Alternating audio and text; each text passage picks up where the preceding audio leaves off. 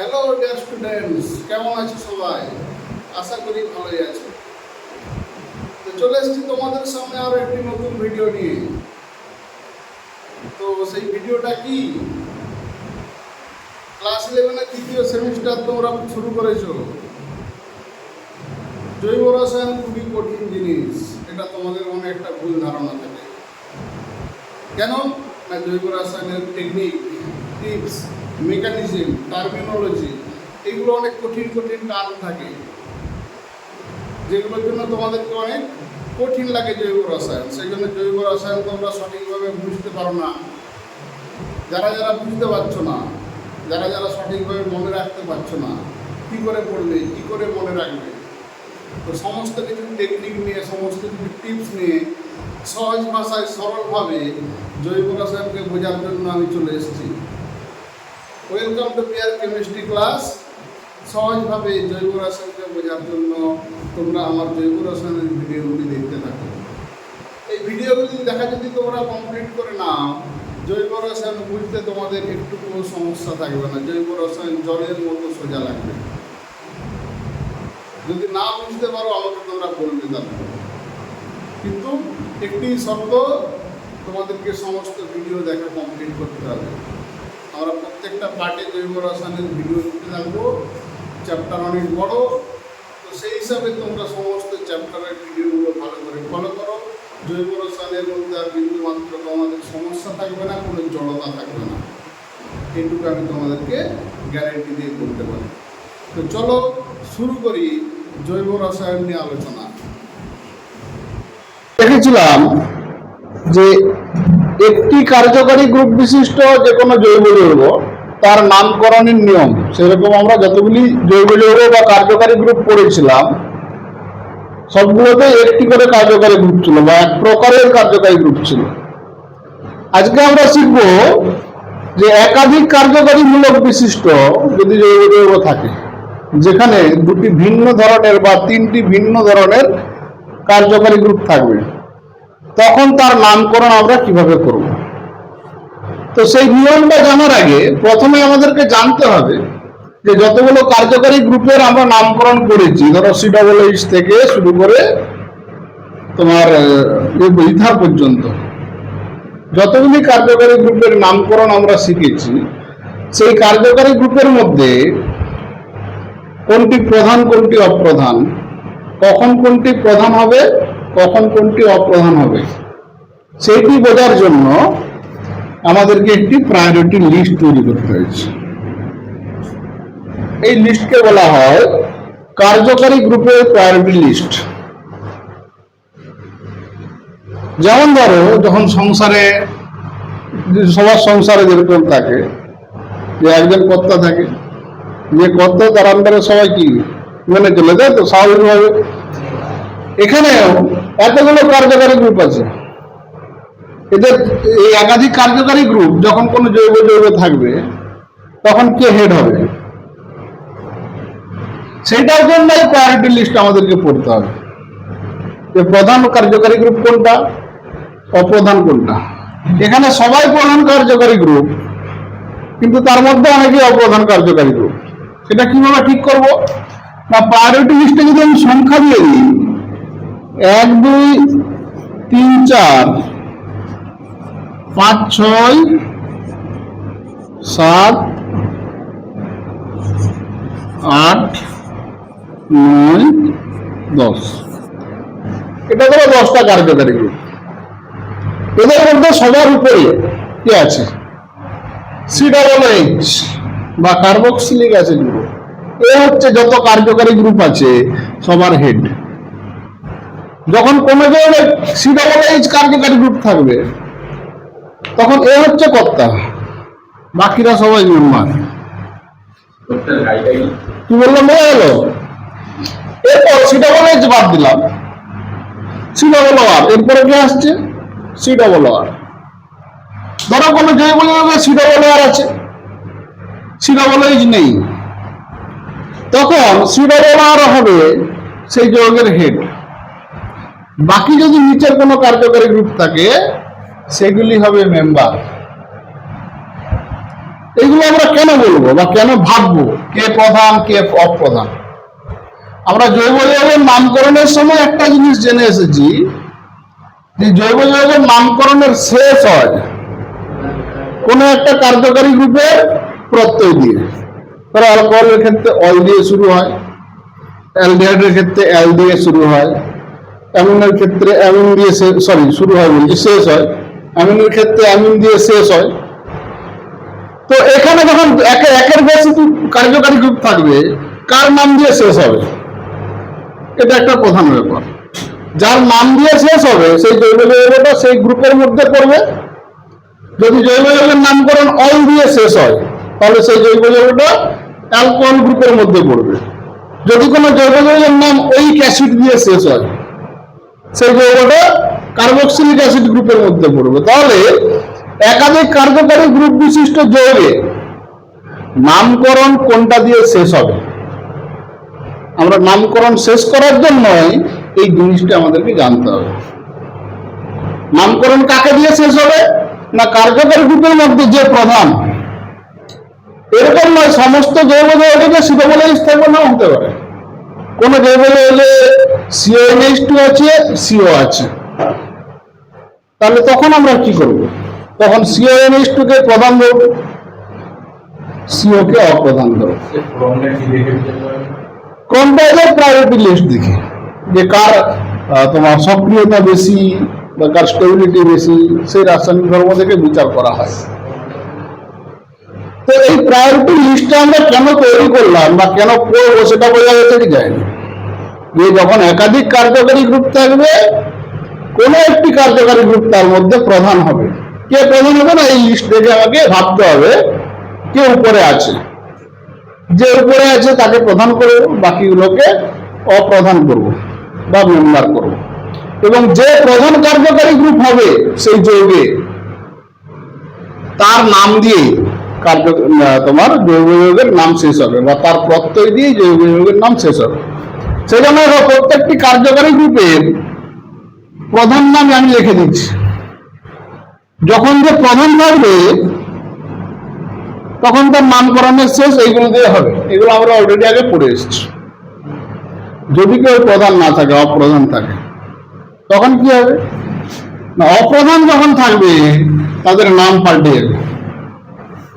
Aldehyde গ্রুপের নামের শেষ হতো অ্যাল দিয়ে, তাই তো? কিন্তু অ্যালডিহাইড অ্যাসিড গ্রুপের সঙ্গে আছে কোন একটা জৈব যৌগ, একটা অ্যাসিড গ্রুপ আছে, একটা অ্যালডিহাইড গ্রুপ আছে, তাহলে সেই যৌগের নামকরণের শেষ কি এল দিয়ে হবে? হবে না। কারণ এই লিস্টটা যখন দেখতে হবে যে COOH উপরে আছে, CH নিচে আছে, তার মানে নামকরণের শেষ হবে ওইক অ্যাসিড দিয়ে। তাহলে আমরা যে অ্যালডিহাইডের নামকরণের শেষ অ্যাল দিয়ে করতাম তখন এই অ্যালডিহাইডের নাম আর অ্যাল হবে না, তখন এর নাম পাল্টে গিয়ে হবে ফরমাইল। জিনিসটা বোঝা গেল কি যায় না? অতএব এইটি তখন হয়ে যাবে শাখা। তাহলে একাধিক কার্যকারী গ্রুপ থাকলে এই একাধিক কার্যকারী গ্রুপের মধ্যে একটি প্রধান হবে, বাকিগুলি হয়ে যাবে অপ্রধান বা শাখা। এই শাখা হয়ে গেলে তার নামকরণ কি হয় সেগুলো আমরা এখানে দেখেছি। যেমন কার্বোইক অ্যাসিডে কার্বক্সি নাম হয়, অ্যালকানোয়েডে অ্যালকক্সি কার্বনিল, অয়েল হ্যালাইড। এই হ্যালাইডটা হ্যালাইড মানে হচ্ছে তোমার ওখানে লিখেছি দেখো ক্লোরিন, ব্রোমিন, আয়োডিন আর ফ্লোরিন। যে কোনো হ্যালোজেন থাকতে পারে। ক্লোরিন হলে ক্লোরাইড হবে, ব্রোমিন হলে ব্রোমো হবে, আয়োডিন হলে আয়োডো হবে, ফ্লোরিন হলে ক্লোরো হবে। যাই হোক, সেজন্য অয়েল হ্যালাইড যদি ক্লোরিন থেকে জড়িয়ে তাহলে অয়েল ক্লোরাইড। একইভাবে হ্যালো কার্বনিল যখন অপ্রধান গ্রুপ হবে, হ্যালো মানে এখানে কিন্তু হ্যালো নয়, হ্যালো মানে ক্লোরো হতে পারে, ব্রোমো হতে পারে, আয়োডো হতে পারে, ফ্লুরো হতে পারে। যখন যেই পরমাণুটি থাকবে সেই অনুসারে কিন্তু এটা চেঞ্জ হবে। অ্যামাইড গ্রুপ, অ্যামাইড গ্রুপ যদি প্রধান থাকে তাহলে তার নামে শেষ হবে অ্যামাইড দিয়ে।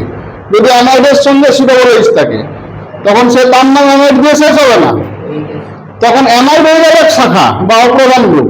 তখন তার নাম অ্যামাইডের জায়গায় তার নাম হবে কার্বোমিল বা কার্বক্সামাইড। শেষ হবে ওইক অ্যাসিড দিয়ে।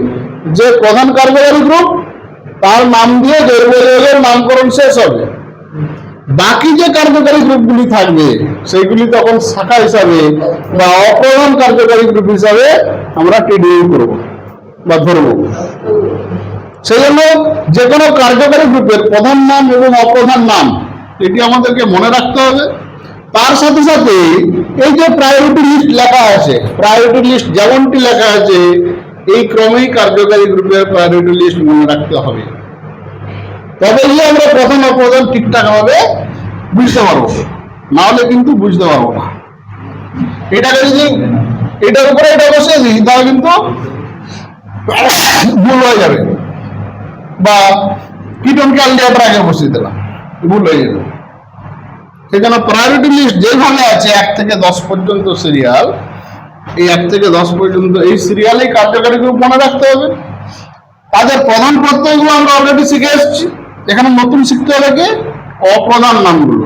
যদি তারা কার্যকারী গ্রুপ না হয়, প্রধান কার্যকারী গ্রুপ না হয়, কি নাম দিয়ে শেষ হবে তার নামকরণ, এটা আমাদেরকে শিখতে হবে।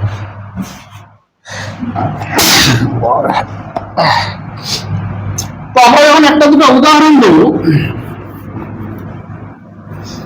এই উদাহরণের সময় এই জিনিসগুলো আরেকটু ক্লিয়ার হবে।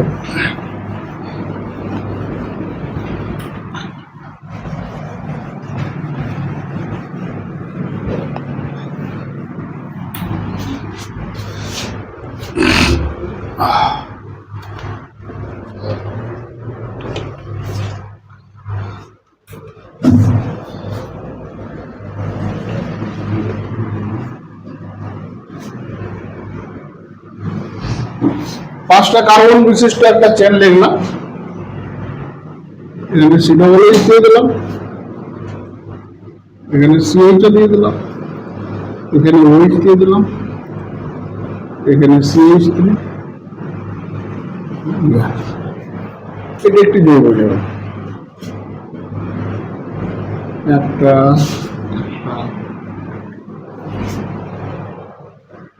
এইবার দেখো এই জৈব যৌগে 3টি কার্যকারী গ্রুপ আছে। কি কি না, একটি অ্যাসিড COOH, একটি OH অ্যালকোহল, আর একটি আছে CHO। বাকি এই দুটো নর্মাল শাখা যেরকম হয় হবে। তো এই 3টি যে কার্যকারী গ্রুপ আছে এই 3টির মধ্যে প্রধান অপ্রধান আমাকে খুঁজতে হবে। এটি হচ্ছে প্রথম কাজ। তাহলে প্রধান কার্যকারী গ্রুপ কোনটি না COOH। তাহলে এটি যদি প্রধান কার্যকারী গ্রুপ হয় তাহলে এটি কার্বক্সিলিক অ্যাসিড শ্রেণীর যৌগ হয়ে গেল। এবার কার্বক্সিলিক অ্যাসিড শ্রেণীর যৌগের নামকরণের নিয়ম, সেই নিয়ম অনুযায়ী আমরা নামকরণ করব। জিনিসটা ক্লিয়ার হলো কি হলো? এরপর আমরা নাম্বারিং করব 1 2 3 4 5। আগে শাখার নাম লিখবো না আগে নামকরণের নিয়ম যা ছিল সেটাই হবে। শাখার নাম আগে শাখা, হ্যাঁ শাখার নাম। শাখা হিসাবে তো কার্যকারী গ্রুপ হয়, শাখা হিসাবে কার্যকারী গ্রুপ হতে হয়। হ্যাঁ থাকতে পারে, সমস্যা কি আছে? তাহলে কার্যকারী গ্রুপ আগে হবে না এমনি শাখা আগে হবে? কার্যকারী গ্রুপ কিন্তু শাখা আগে হবে। এবার এইখানে একটা সমস্যা আমাদেরকে দেখতে হবে। আমরা নাম্বারিং করলাম 1 2 3 4 5। এখানে 5 নম্বরে CHO আছে, তাই তো? এই CHO কে যখন আমরা অপ্রধান কার্যকারী গ্রুপ হিসাবে ভাববো তখন কি এই কার্বন নাম্বারিং হবে না হবে না?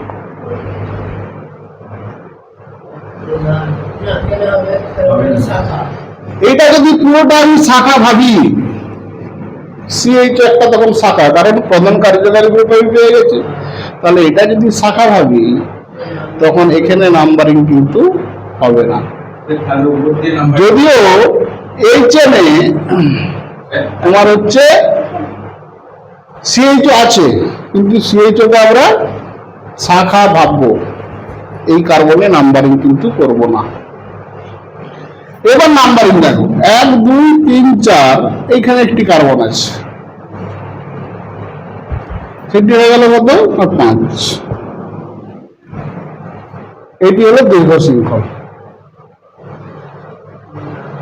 তাহলে এখানে একটা জিনিস আমরা শিখলাম কি না, কার্যকারী গ্রুপ যদি মূল শৃঙ্খলে থাকে, কি না অপ্রধান কার্যকারী গ্রুপ যদি মূল শৃঙ্খলে থাকে, সেই কার্যকারী গ্রুপের কার্বনে কিন্তু আমরা সংখ্যা বসাবো না, এটা যেন মাথায় থাকে।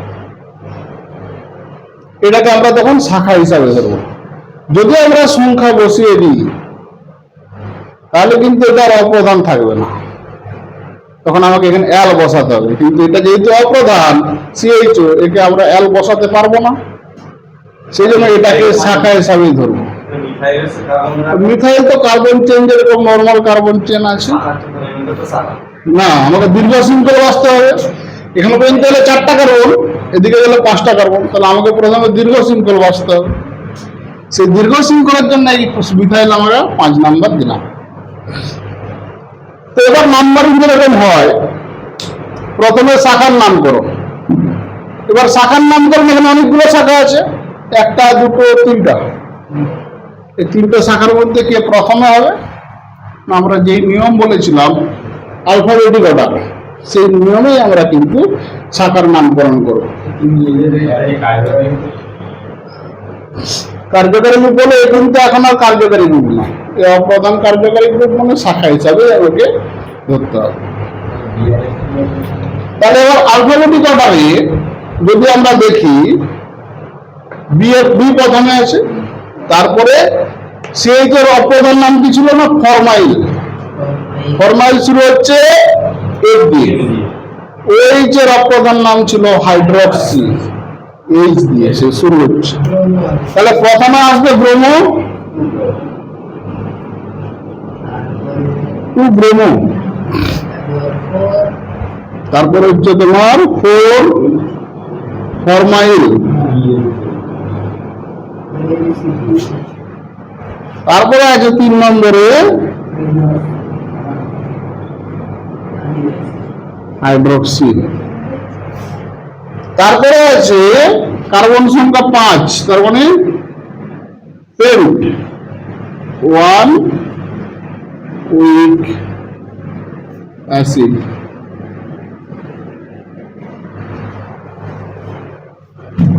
এটি হলো তার নামকরণ।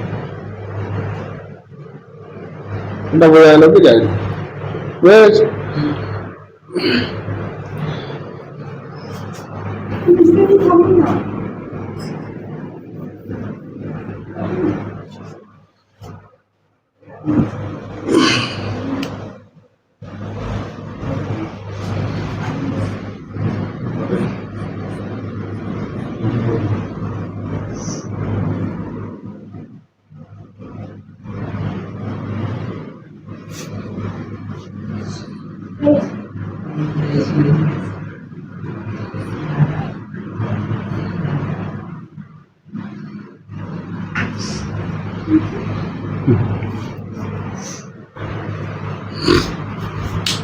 এরপর দেখো এই একটা উদাহরণ,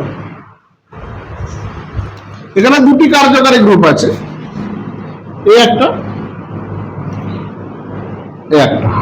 এটা হচ্ছে কিটোন আর এটা হচ্ছে কি অ্যালকোহল।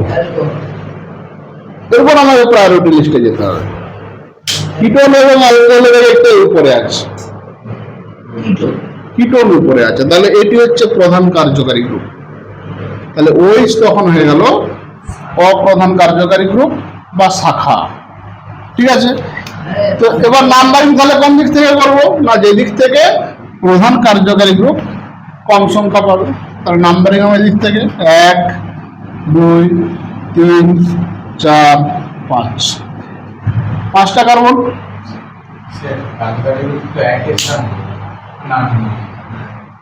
এরপর দেখো নাম্বারিং হয়ে গেল আমাদের। এরপর হচ্ছে শাখা।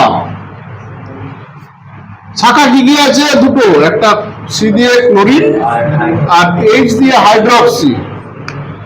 তাহলে আমরা প্রথমে লিখব 4 ক্লোরো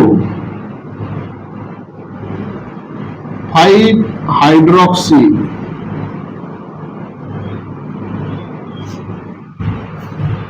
তারপর কার্বন সংখ্যা কত আছে? 5। পেন্ট, এখানে ত্রিবন্ধন আছে, তার মানে ত্রিবন্ধনের অবস্থান পেন্ট 1 আইন, আইন দিয়ে শেষ হচ্ছে। 3 নম্বরে কিটোন গ্রুপ আছে, তাহলে 3 এটি হচ্ছে তার নামকরণ। বোঝা গেল কি যায়নি? অতএব এইখানে প্রধান এবং অপ্রধান দুটি নামই আমাদেরকে মনে রাখতে হবে এবং প্রায়োরিটি লিস্ট খুব ভালো করে মনে রাখতে হবে, তবে গিয়ে এটি সোজা হবে, নাহলে কিন্তু বুঝতে সমস্যা হবে।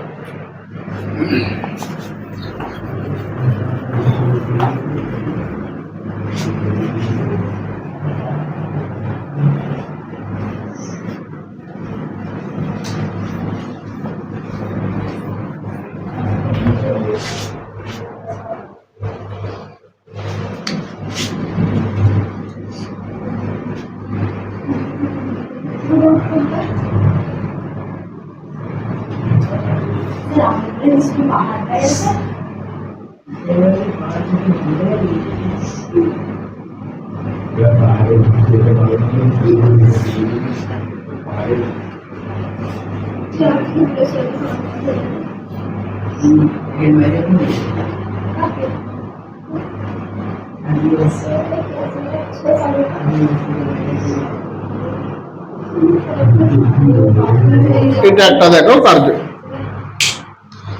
জৈব যৌগের উদাহরণ আমরা দেখলাম। তো এই উদাহরণটা দেখো কি কি শাখা, তোমার কি কি কার্যকারী গ্রুপ আছে? ওইচ আছে দুটো, সিএন আছে একটা, আর সিওসিএল একটা আছে। এবার প্রায়োরিটি লিস্টে দেখতে হবে এই তিনটার মধ্যে কে উপরে আছে।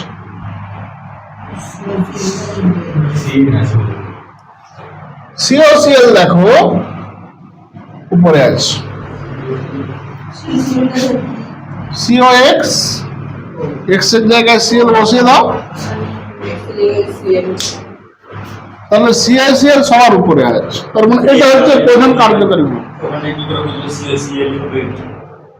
আমি লিখে দিত সিওএক্স মানে তুমি যদি সিএল বসাও সিওসিএল হবে, এখানে ব্রোমিন থাকলে সিওবিআর হতো, সেটাও সিওএক্স, আয়োডিন থাকলে সিওআই হতো, সেটাও সিওএক্স।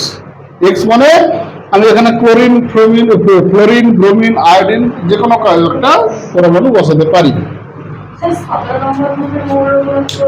হ্যাঁ, হ্যালোজেন। তো এবার যদি মেন কার্যকারী গ্রুপে পেয়ে যাচ্ছি, তার মানে নাম্বারিং শুরু হবে এই দিক থেকে 1, 2, 3, 4, 5, 6 হয়ে গেল। এবার শাখা দেখো, শাখা কি কি আছে? এইচ দিয়ে হাইড্রোক্সি আছে দুটো, সায়ানো, সিএন মানে সিএন যদি প্রধান হতো তাহলে নাইট্রাইল দিয়ে শেষ হতো, কিন্তু এখানে অপ্রধান, সেই জন্য সে শুরু সায়ানো দিয়েছে। তোমার এর নাম হচ্ছে সায়ানো, তাহলে সায়ানো হচ্ছে সি দিয়ে, তাহলে আগে সায়ানো, প্রথমে আমরা লিখবো 3 সায়ানো। 2 আর 4 দুটি ওয়েজ আছে, 2, 4 দুটি ওয়েজ, সেই জন্য ডাই হাইড্রোক্সি। এরপরে কার্বন সংখ্যা দেখো কত আছে? 6। কার্বন সংখ্যা হয়ে গেল 6টা। এবার দেখো দ্বিবন্ধন, ত্রিবন্ধন, দ্বিবন্ধনটা আগে লিখবো, ত্রিবন্ধনটা তারপরে লিখবো, তাহলে 2 5 নম্বরে ত্রিবন্ধন আছে 5 আইন, 1 নম্বরে সিওসিএল আছে, তার মানে 1 উইল ক্লোরাইড। তাহলে যতগুলো কার্যকারী গ্রুপের নামকরণ আমরা শিখে এসেছি তার নিয়মগুলো কিন্তু এখানে কাজে লাগবে। শুধু এখানে নতুন নিয়ম আমাদের কি কাজে লাগাতে হচ্ছে, কোনটা প্রধান কোনটা অপ্রধান এইটুকু আলাদা, বাকি সবই একই। যখনই মেন কার্যকারী গ্রুপ সিআইসিএল পেয়ে গেলাম, তার নিয়ম এখানে কাজে লেগে গেল। বললাম বোঝা গেল?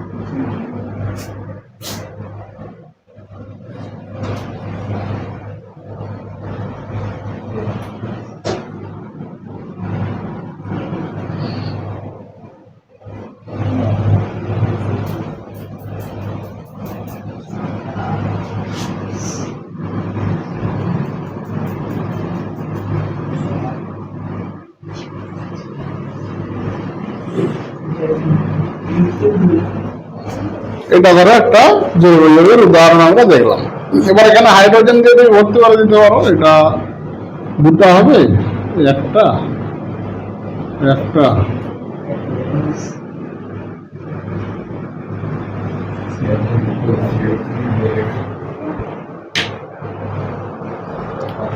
এখানে কি কি কার্যকারী গ্রুপ আছে আমাদেরকে দেখতে হবে।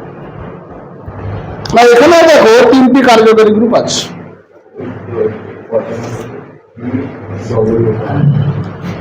একটা হচ্ছে সিএন, এটা কি কার্যকারী গ্রুপ বলো? OCH3।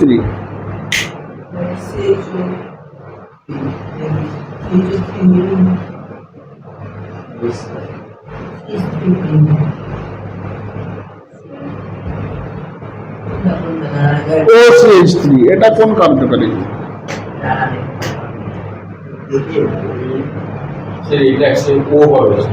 সেটা কি নাম? কি তার নাম আছে? সেই কার্যকারী গ্রুপের নাম আছে তো একটা, ইথার।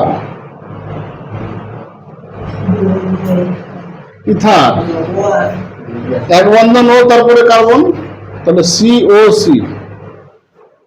ও দুদিকে দুটো বন্ধন। এখানে বন্ধনটা আমি লিখিনি, ইথার আছে।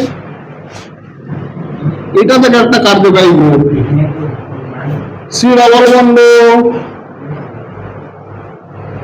ও, তার মানে C ডবল ও CH3 মানে R। CH3 মানে তো এটা আর আমরা ভাবতেই পারি, কারণ CnH2n+1 এর মধ্যে বলছি। C ডবল ও আর, ও আর আর Cl তিনটা আছে। এর মধ্যে প্রধান কোনটা? C ডবল ও আর। তাহলে এটি হচ্ছে প্রধান। এটি কোন কার্যকারী গ্রুপ? স্টার, তাই তো? তাহলে এই যৌগটি হচ্ছে স্টার শ্রেণীর যৌগ। তাহলে যেহেতু আমরা বুঝে গেলাম যে এটি স্টার শ্রেণীর যৌগ, তাহলে এর নামকরণের নিয়ম কি হবে? না, স্টার শ্রেণীর যেরকম নামকরণের নিয়ম ছিল সেটাই হবে। স্টার শ্রেণীর নামকরণের নিয়ম খুবই সোজা ছিল, অ্যালকক্সি অ্যালকানয়েড। তো অ্যালকক্সি কোনটা? না, এই অংশটা অ্যালকক্সি, বাকি অংশটা হচ্ছে অ্যালকানয়েড। তাহলে প্রথমে অ্যালকক্সির জায়গায় লিখে দেবো একটা কার্বন আছে মানে মিথক্সি। মিথক্সি হয়ে গেল। এবার অ্যালকানয়েড তো এখানে এর সঙ্গে অনেকগুলো জিনিস আছে, শাখা আছে, দ্বিবন্ধন আছে, সেগুলো আমাদেরকে লিখতে হবে। তো প্রথমে শাখাটার দিকে আমরা যদি নজর দিই, C দিয়ে সাজানো OCH3, এটা আমরা এই বললাম মিথক্সি। তাহলে N দিয়ে মিথক্সি, মিথাইল যুক্ত অক্সিজেন, মিথ যুক্ত অক্সি, মিথক্সি। তাহলে দুটোর মধ্যে কোনটা আগে হবে? আচ্ছা, আগে নাম্বারিং করা হয়নি আগে। তাহলে এদিকে একটা কার্বন আছে অ্যালকক্সিতে, এদিকে কার্বন আছে দেখো 1 2 3 4 5 6, কটা কার্বন আছে? এই কার্বনকে আমরা ধরবো না, কারণ এটা অপ্রধান। সিএনও কার্বন আছে, কিন্তু এটাকে আমরা ধরবো না। কেন? না, এটা অপ্রধান কার্যকারী গ্রুপ, এটা শাখা হিসাবে। তাহলে 6 নম্বরে চলে এলো সায়ানো, 6 সায়ানো। তারপরে কি আছে 5 নম্বরে মিথক্সি। দেখো এই মিথক্সি শাখা আর এই মিথক্সি কিন্তু এই কার্যকারী গ্রুপের নামকরণের জন্য আসছে, দুটো একই কিন্তু নয়। এরপর দেখো কার্বন সংখ্যা কটা আছে? 6টা। হেক্স। দ্বিবন্ধন আছে 3U। নিয়মটি ছিল অ্যালকক্সি অ্যালকানয়েড, তাহলে 3U। এই সি ডবল কোথায় আছে না 1 নম্বরে, তাহলে 1 ওয়েট। অ্যানোয়েট আর হবে না, কারণ এখানে ইন আছে, সেজন্য ইনওয়েট হবে। নামকরণের শেষ হলো গিয়ে ওয়েট দিয়ে।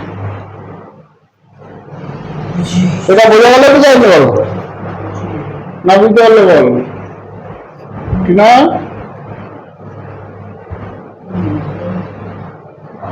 কি রে সবাই ঘাট নিয়ে বসে আছে। সরস্বতী না বুঝতে পারলে বল।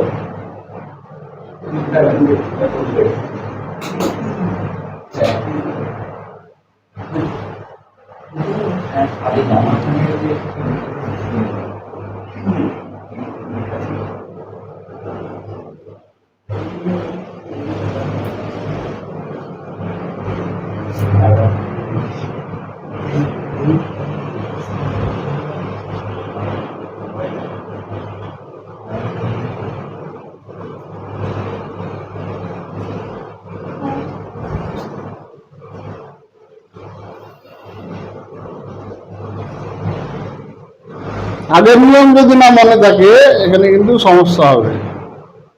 ওই জন্য আমরা আলাদা আলাদা করে প্রত্যেকের নামকরণ করে এসেছি।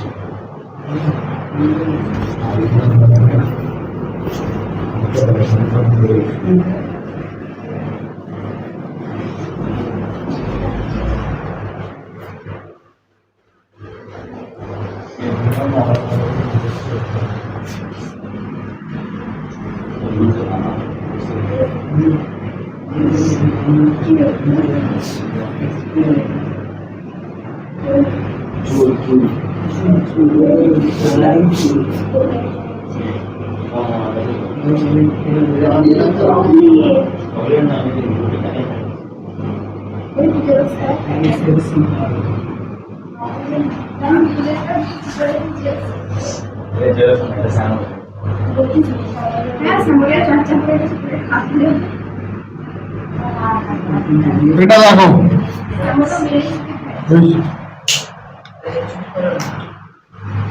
এটা দেখো এখানে কি কি কার্যকারী গ্রুপ আছে।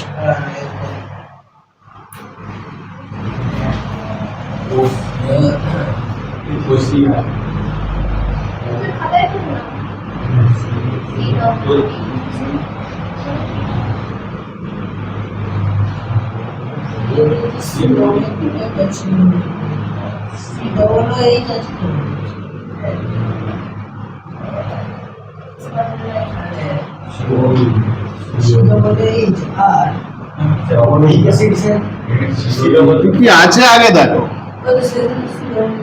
এটা COOH তাই তো, এটা OH অ্যালকোহল, এটা NH2 অ্যামিন, এটা কি কিটোন। তাহলে 4টা কার্যকারী গ্রুপ আছে। এর মধ্যে প্রধান কোনটা? এটা। তাহলে নাম্বারিং এদিক থেকে শুরু হবে। 1 2 3 4 5 নাম্বারিং হয়ে গেল। এবার COOH গ্রুপের নামকরণের যেরকম নিয়ম, শাখা শাখা কি কি আছে দেখো, 1 2 3 ও এটা কিটোন গ্রুপ। তো এই কিটোন গ্রুপ যখন প্রধান হবে তখন শুধু এই ওটার নাম হবে অক্সো। অক্সো কিটোন গ্রুপ আমরা পুরোপুরি COOটা ধরবো না, কারণ সিটা চেনে রয়ে যাচ্ছে, সেটা ছিল ও। এই ও এর নাম তখন হয়ে যাবে অক্সো। তাহলে ও দিয়ে অক্সো, এইচ দিয়ে হাইড্রোক্সিল, আর এ দিয়ে অ্যামিনো, NH2 যখন অপ্রধান থাকছে অ্যামিনো, অ্যামিন কিন্তু নয়, অ্যামিনো। তাহলে আমরা প্রথমে লিখব 2 অ্যামিনো শাখা,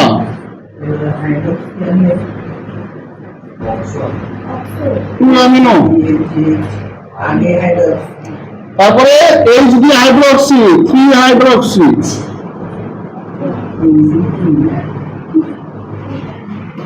ও দিয়ে অক্সো, 4 অক্সো হয়ে গেল। এবার কার্বন সংখ্যা ওটা আছে 5, পেন্ট। দ্বিবন্ধন আছে 2 নম্বরে, তাহলে টুইন। শেষ হবে ওইক অ্যাসিড দিয়ে 1 ওইক অ্যাসিড।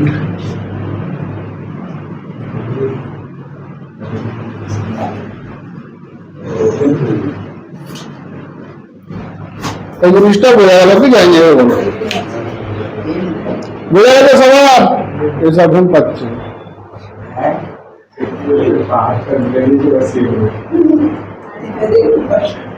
এটা বুঝতে পারবি বল। তাহলে একাধিক কার্যকারী গ্রুপ দিয়ে আমরা জৈব যৌগের নামকরণ করতে পারবো কি পারবো না? শাখাটাই খুঁজতে হবে, এটি কাজ। এটি করার জন্য যদি লিস্ট মনে থাকে তাহলে আমরা সহজে প্রধানের প্রধানটা আলাদা করতে হবে প্রধান, তাহলে শাখা বাকিগুলো তো হয়ে যাবে অটোমেটিক। শুধু একটা জিনিস মনে রাখতে হবে, CHO বা তোমার ধরো COCl বা Cl, এগুলোতে কার্বন আছে, কিন্তু এগুলো যখন অপ্রধান কার্যকারী গ্রুপ হিসাবে আমরা বিবেচনা করব তখন এই কার্বনের নাম্বারিং হবে না। ঠিক আছে? আচ্ছা, এটা একটা করো নিজেরা, দেখি কেমন শিখেছো।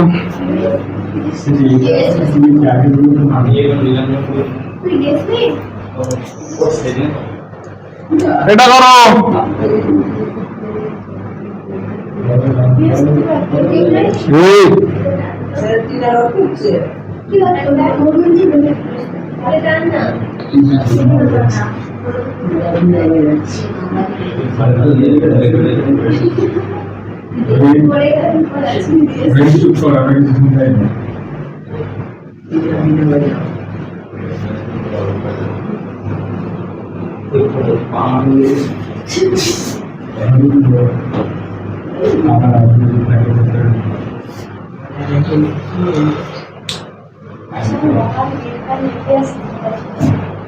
এটা করো।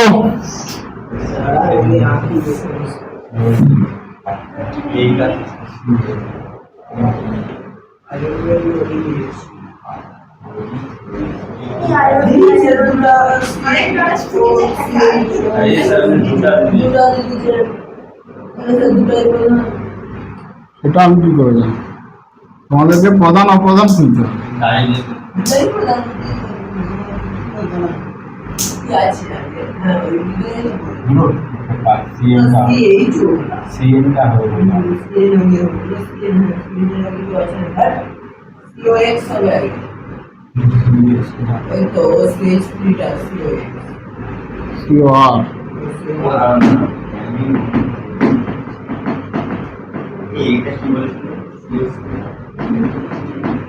ও মানে অক্সি, তারপরে কটা কার্বন আছে লিখতে হবে।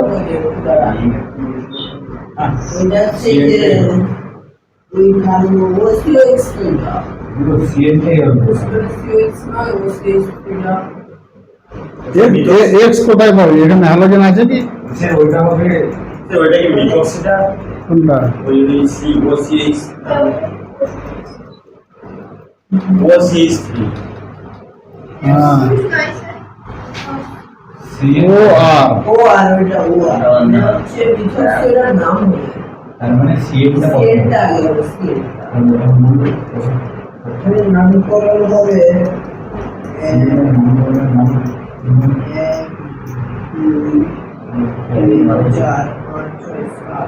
আচ্ছা, সিএম নিয়ে তো সমস্যা হচ্ছে, যখন এটা ছেড়ে দেবে। ঠিক আছে, তা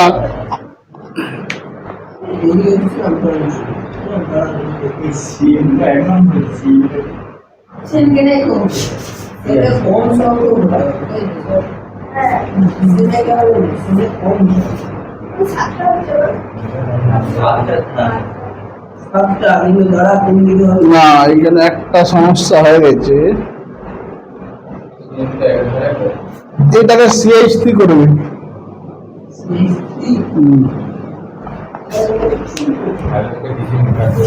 তাহলে আবার করে সব করে না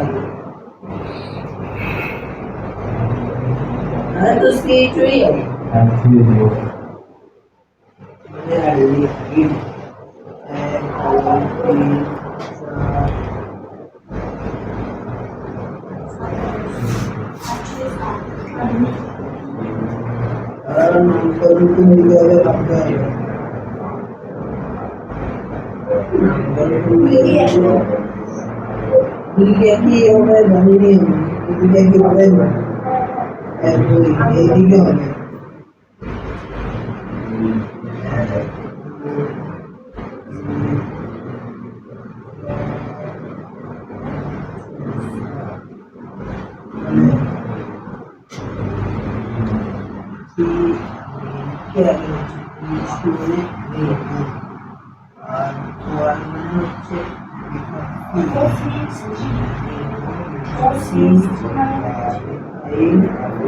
রামপুর পাশে বলো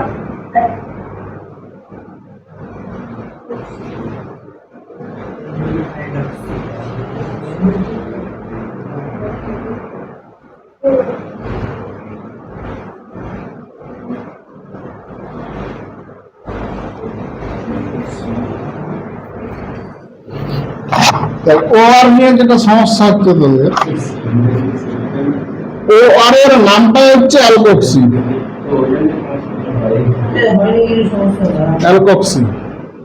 তাহলে ও যদি CH3 থাকে তাহলে একটা কার্বন আছে মানে মিথক্সি, ও C2H5 দুটো কার্বন আছে ইথক্সি, ও C3H7 প্রোপক্সি। শুধু অ্যালকক্সির জায়গায় কার্বন সংখ্যাটা বসে যাবে।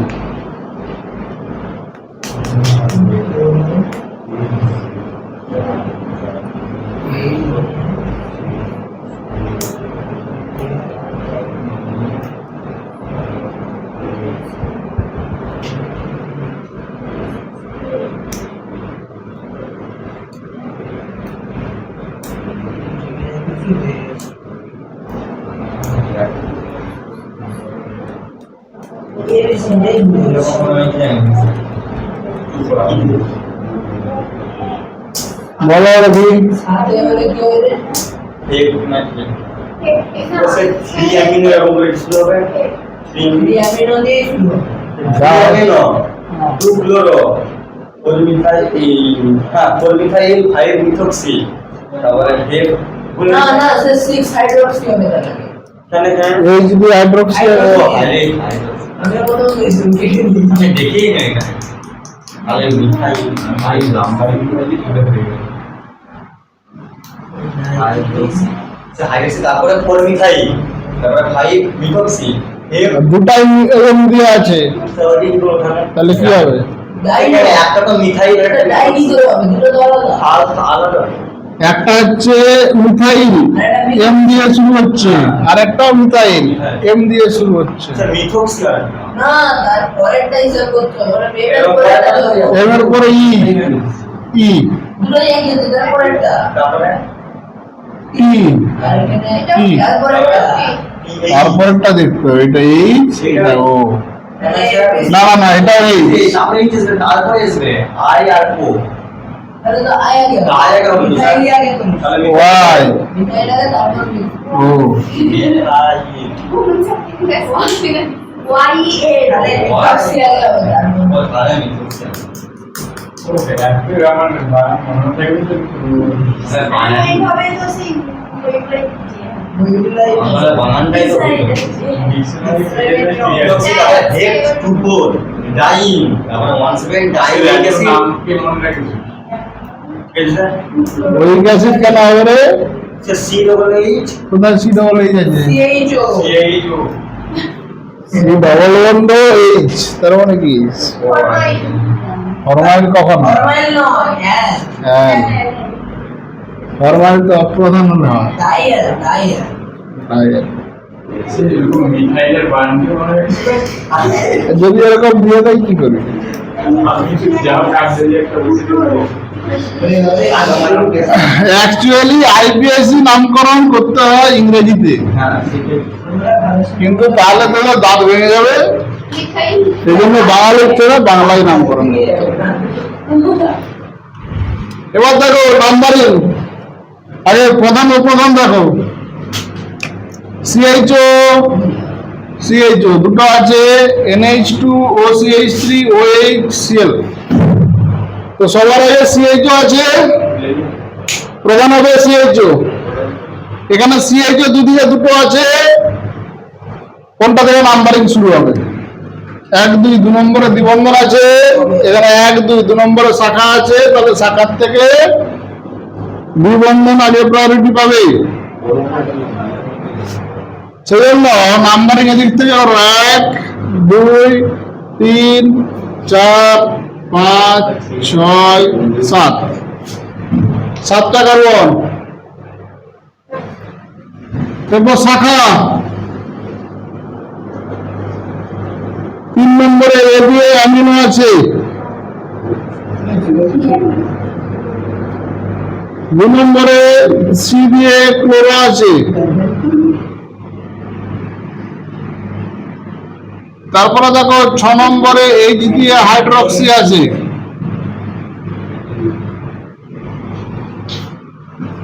5 নম্বরে এম দিয়ে মিথক্সি আছে,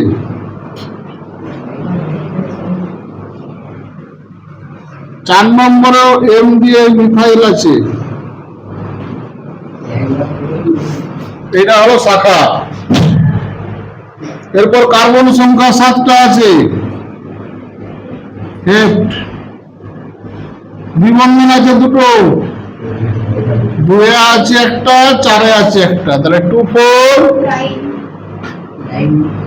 ডাই ইন। কার্যকারী গ্রুপ দুটো আছে, 1 নম্বরে একটা, 7 নম্বরে একটা, তাহলে 1 7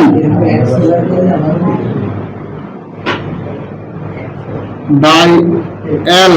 যেহেতু এটি কার্যকারী গ্রুপ, সেই যে প্রধান কার্যকারী গ্রুপ, সেই জন্য এর কার্যকারী গ্রুপের নামকরণ শেষ হচ্ছে অ্যালডিহাইড দিয়ে, এল দিয়ে। তো এটা হলো একাধিক কার্যকারী গ্রুপ বিশিষ্ট যৌগের নামকরণ। বাকিগুলো বই দেখে দেখে কিছু প্র্যাকটিস করবে, অসুবিধা থাকলে আমাকে জানাতে হবে। বই যতগুলো আছে সেগুলো নিজে নিজে করার চেষ্টা করবে।